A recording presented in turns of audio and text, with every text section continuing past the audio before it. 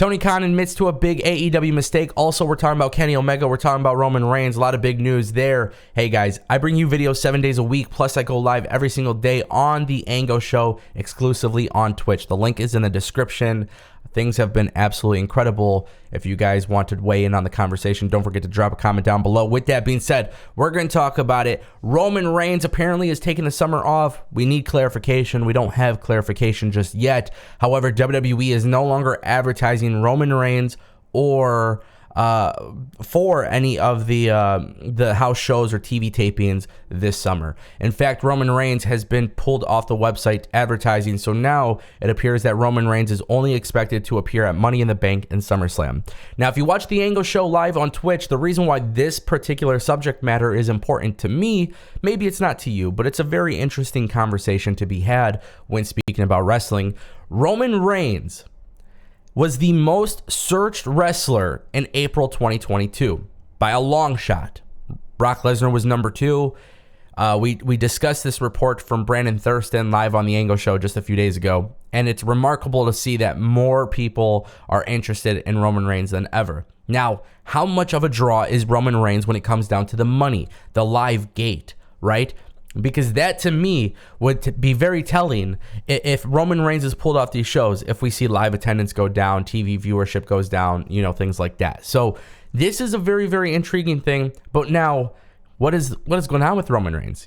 Just the other day we talked about this, and obviously there's a new contract, maybe going part-time, maybe going Hollywood. There's a lot of questions in the air, and people want clarity. And right now there is no clarity. We know that he's being packed up in terms of WWE's, foreseeable future. They got plans for him, which is great. They got something happening. But if he's taking the summer off, does he hold the belt? Because that becomes the real conversation to be had here. And maybe you agree, maybe you disagree. That is up to you. But one of the things I have to be very firm with is if my champion is gone for several months, 1 or 2 months, 3 months, they should not be holding the belt. Okay? It doesn't matter who the champion is. They should not be holding the belt. And I think if Roman Reigns is in fact taking some time off, which is totally okay, at least in my opinion it is. I don't think it's a big deal if he takes time off. But if he takes time off, I think it is time that somebody takes the belt off of him. And I don't want to see Roman Reigns versus The Rock at WrestleMania for the championship belt. So now would be a good time to pull the trigger. And how can you do this?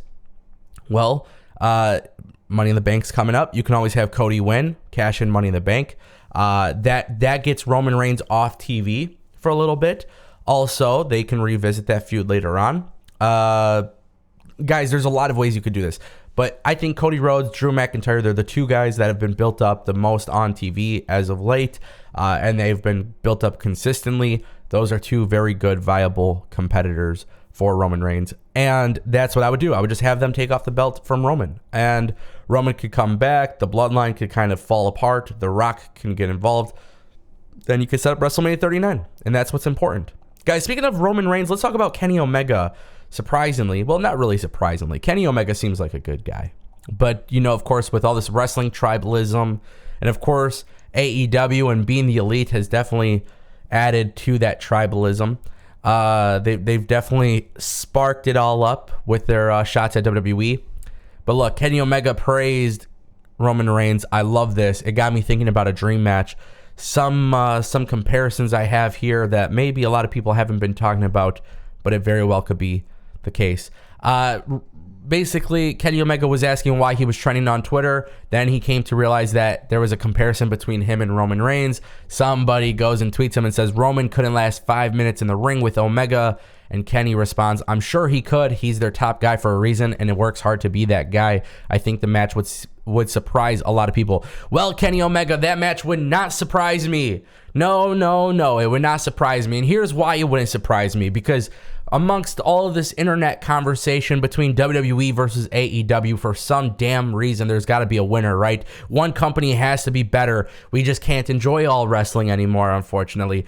Well, not me, my friend. I enjoy all types of wrestling, and I enjoy fantasy matchups that are absolutely realistic. And here's the thing, it's inevitable. One day it has to happen. Like, if it doesn't happen, this ends up becoming the next Sting and Undertaker situation, and I can't live with that. We need Kenny versus Roman Reigns. Now, the thing about this, though, is Kenny Omega is the top guy in AEW. And I understand some people might not agree with that, but I am 100% firm on that statement. Kenny Omega is the guy in AEW. And when he comes back from injury, people will be reminded of that. Secondly, Roman Reigns is the guy for WWE. These guys are two of the best. But not only that, their styles would be very, very compelling. And it would be very interesting to see both of their styles in the ring. And I think a lot of people totally underestimate how good this match could be. But I don't. I think this match has literally 10 stars out of 5 stars. If you guys watch the Angle show, you know exactly what I'm talking about.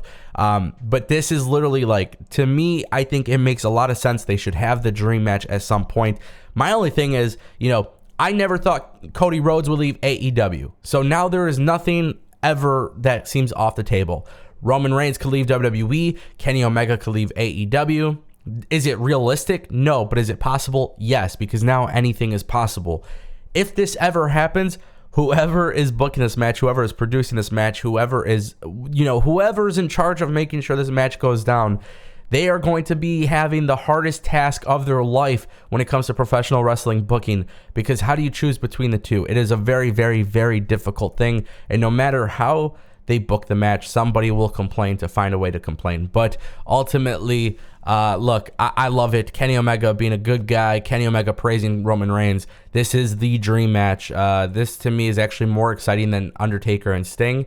And Undertaker and Sting never happened. There was an opportunity for it. As time went by and the opportunity became present, I lost interest in that match. And I feel like for years, we've all had this conversation on the internet as to whether or not Kenny and Roman Reigns should wrestle. Guys, Tony Khan has admitted to a major mistake. I give him props for this. I think a lot of people are going to, they're going to read the headlines. They're going to see the comments, and they're just going to make their opinions based off that. But Tony Khan admitting a mistake like this is not only good for Tony Khan and his business, but it shows you that Tony Khan is still willing to listen to his audience, and it also shows you that he's flawed, and he's willing to admit that he's flawed. Tony Khan basically was on the Swerve City podcast with Shane Strickland, and here's the thing. He was talking about Ty Conti and Sammy Guevara, and it's one of the things that he mentioned. He goes, "It's great, and I'm really happy for them. I was really so happy for them. So maybe I misread how happy the fans would be for them. So I think I have corrected that." And the way he corrected that was by turning them heel, right? Because it's true. He made a mistake. He was trying to put them together as a babyface. And Tony Khan, I don't know how he made this mistake. I think he should have looked into it a little bit more, perhaps, because the internet wrestling community was definitely pissed off at Sammy and Tay Conti for everything that happened in their previous relationships. Now, me personally, I don't give a shit about your personal relationships. You know what I mean? Like, that's your own thing, bro. Do your thing. You're adults. Like, my 2 cents is do your thing. As far as television goes, I was shocked that Tony Khan tried to keep them as a babyface at first.